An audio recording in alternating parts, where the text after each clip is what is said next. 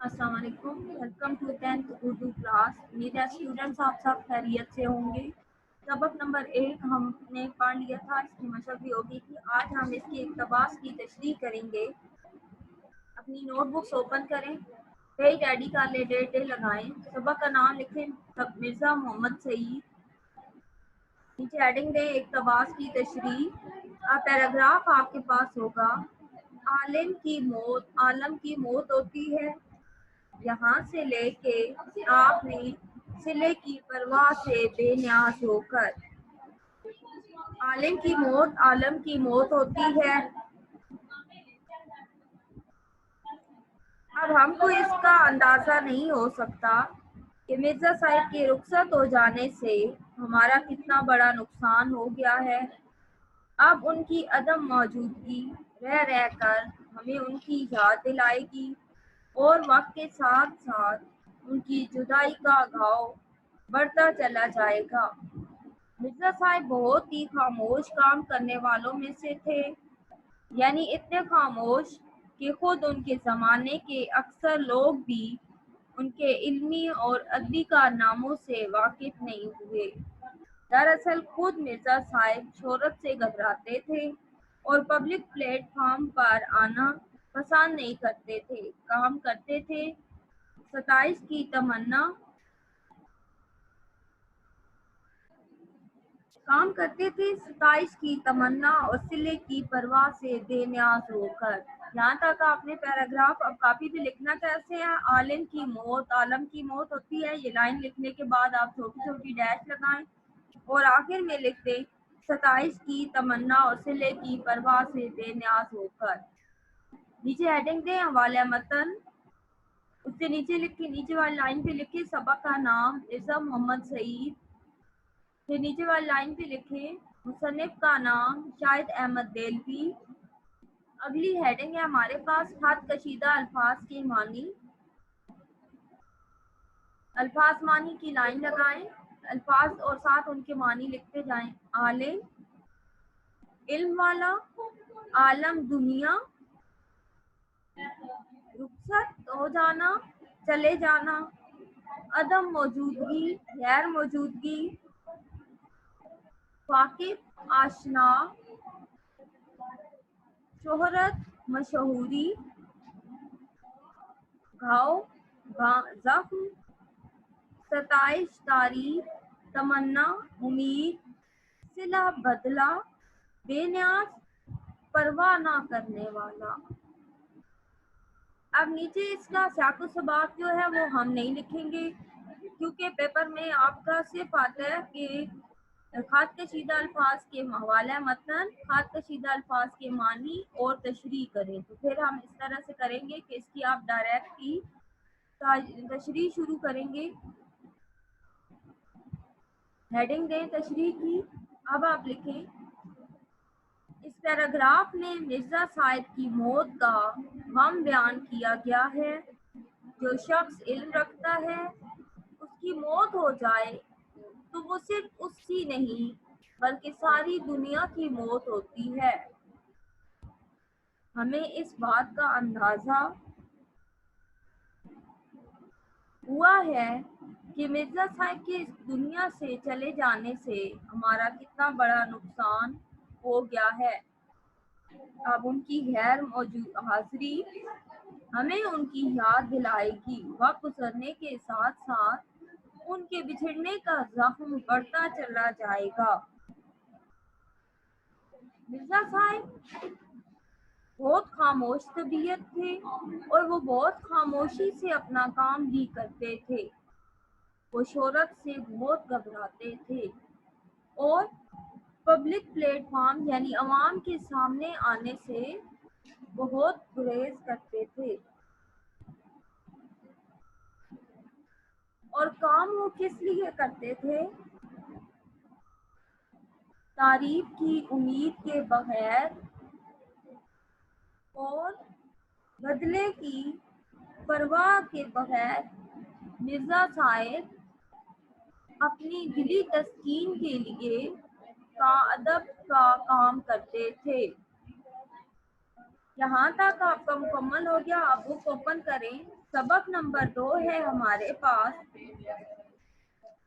नजरिया Pakistan. Book open करें, आज हम इसकी रीडिंग करेंगे। ठीक है, इसके मुसन्निफ हैं डॉक्टर गुलाम मुस्तफ़ा खान, जो 1912 में पैदा हुए और 2005 में इन्होंने वफात पाई। तो इनकी उम्र बनती है 93 साल। इसको आपने रीडिंग करना है और इम्पॉर्टेंट लाइन है इसकी, जबलपुर में पैदा हुए और 1928 में अंजुमन इस्लामिया हाई स्कूल जबलपुर से 9वीं जमात पास करके अलीगढ़ चले गए। और फिर आपने इसकी आखिरी जो 2 लाइनें हैं ये अंडरलाइन कर लेनी है, जो उनकी तसानीफ की हैं। रीडिंग पे आए, पेंसिल हाथ में रखें, मीनिंग आपने साथ साथ लिखने हैं।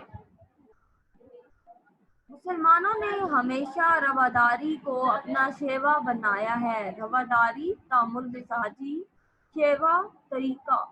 लेकिन जब कुफ्र इल्हाद, कुफ्र होता है अल्लाह ताला को ना मानना और इलाद होता है दीन से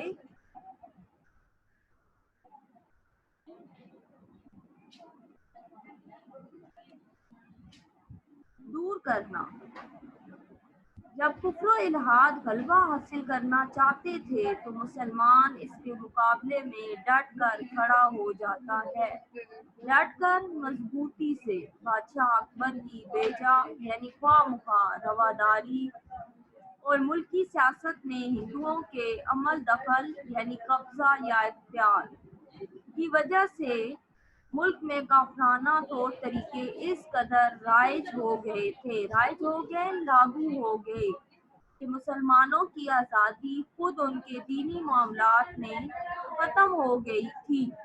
चुनांचे अकबर के आखिरी दौर में इस्लाम की सरबुलंदी के लिए हज़रत मुजद्दिद अलिफ़सानी खड़े हुए। अब मुजद्दिद अलिफ़सानी कौन थे? हर सदी गुजरने के बाद अल्लाह ताला एक ऐसा बंदा मुंतखब करता है जो मुसलमानों की इस्लाह करता है। तो मुजद्दिद अलिफ़सानी भी उन्हीं में से एक थे। आपने जहांगीर के ज़माने में महज का मतलब है सिर्फ दीन की खातिर कैदो बंद की सख्तियाँ झेली बर्दाश्त की और इस्लामी कदरों को नए सिरे से फ़रोग़ देना, तरक्की कर देना। उनके असर से शाहजहां और उनके बाद उसका बेटा औरंगजेब दीन का खादिम बना। इस लाइन को आप अंडरलाइन कर लें। लेकिन औरंगजेब के बाद उसके बेटों ने बामी नफाक यानी आपस की नाइत्तफाकी और कमजोरी की वजह से मुगलिया सल्तनत का ज़वाल शुरू हो गया। मरहटों और हिंदुओं के कई गिरोहों ने सर उठाया। अंग्रेजों ने अपने कदम जमाए यानी कब्जा करना शुरू कर दिया और मुल्क में इंतशार फैल गया। बदनज़मी, इंतशार क्या होता है? बदनज़मी। लेकिन ऐसे गए गुजरे हालात में भी कौम को फ़रोग़ देने यानी तरक्की देने और इस्लाम को सरबुलंद करने के लिए कोशिशें जारी रहीं। चुनांचे मैसूर के सुल्तान हैदर अली और उसके बेटे सुल्तान टीपू ने न सिर्फ हिंदुओं, इस लाइन को अंडरलाइन कर ले, सुल्तान हैदर अली और उनके बेटे का नाम क्या था? सुल्तान टीपू। न सिर्फ हिंदुओं और अंग्रेजों का मुकाबला किया बल्कि अफगानिस्तान, तुर्की और फिर फ्रांस को भी अपने साथ शामिल करने की कोशिश की। लेकिन मुल्क के दूसरे सरदारों ने साथ नहीं दिया और उन्हें कामयाबी हासिल न हुई। इसी ज़माने में शाह वलीउल्लाह और उनके साहबजादों, अब साहबजादा कौन होता है? बेटा। साहबजादों यानी बेटों ने मुसलमानों की अखलाकी और माशरती बुराइयों को दूर करने की तहरीक शुरू की। फिर उनके पोते शाह इस्माइल, इसको भी अंडरलाइन कर लें लाइन को, अपने मुर्शिद सैयद अहमद बरेलवी के साथ इस्लामी उसूलों को दोबारा राइज करने और मुल्क को गुलामी से आज़ाद करने की कोशिश की। 1831 में अपनी जानें कुर्बान की। अंडरलाइन करें इस लाइन को। शाह इस्माइल और सैयद अहमद बरेलवी कब शहीद हुए? 1831 में। तहम उन्होंने मुसलमानों के दिलों में जोश यानी जज्बा اور ولولہ یعنی امنگ اور جذبہ، ولولہ جوش، جذبہ، ولولہ امنگ پیدا کر دیا تھا۔ چنانچہ 1857 کی جنگ آزادی میں مسلمانوں نے پھر اپنے قدم جمانے کی کوشش کی، لیکن انگریزی اقتدار یعنی اقتدار حکومت مستحکم ہو چکا تھا، مستحکم مضبوط یعنی انگریزی حکومت مضبوط ہو چکی تھی، اس لیے انہیں کامیابی حاصل نہ ہوئی۔ اسی زمانے میں سر سید نے مجبوراً انگریزوں سے مفاہمت یعنی تعلقات کو غنیمت جانا یعنی کافی جانا اور مسلمان قوم کی اخلاقی اور تہذیبی اصلاح پر توجہ دی اور ان کے دلوں میں احساس کمتری یعنی دوسروں سے نیچا ہونے کا جو احساس ہے دور کرنے کی کوشش کی۔ 1885 میں ہندوؤں نے کانگریس کی بنیاد ڈالی، اس لائن کو انڈر لائن کریں، کانگریس کب قائم ہوئی؟ 1885 میں، اور ظاہر یہ کیا کہ وہ ملک کی تمام قوموں کو ان کے حقوق دلوائیں گے، لیکن بعد میں پتہ چلا کہ وہ صرف اپنے حقوق کا تحفظ چاہتے ہیں۔ انہوں نے مسلمانوں کو ان کے کاروبار سے محروم کرنے کی کوشش کی، یعنی چھین لیے گئے ان کے کاروبار، اور وہ سرکاری ملازمتوں پر بھی قابض ہو گئے، قبضہ کر لیا۔ نیز انہوں نے مسلمانوں کی مشترکہ زبان اردو کے مقابلے میں ہندی کو قائم کر دیا۔ مسلمانوں کی مشترکہ زبان کون سی تھی؟ اردو، اس لائن کو انڈر لائن کریں۔ سر سید نے مسلمانوں کو ہندوؤں کی کانگریس اور ان کی سیاست سے علیحدہ کرنے کی کوشش کی، اور ان کے ایک دوست مولانا محمد قاسم نے دیوبند میں مسلمانوں کی دینی تعلیم کی طرف توجہ دی، اس لائن کو بھی انڈر لائن کریں۔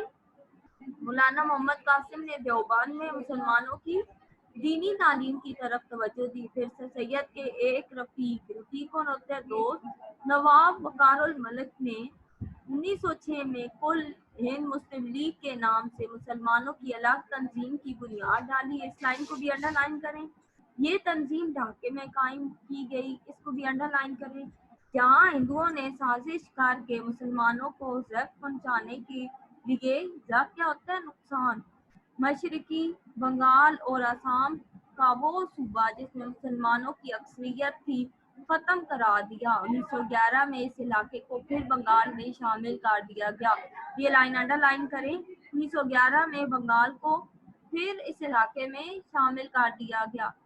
ٹھیک ہے، آج کی ہماری ریڈنگ یہاں تک کی ہے، پھر نیکسٹ لیکچر میں ہم اپنی ریڈنگ کو کنٹینیو کریں گے۔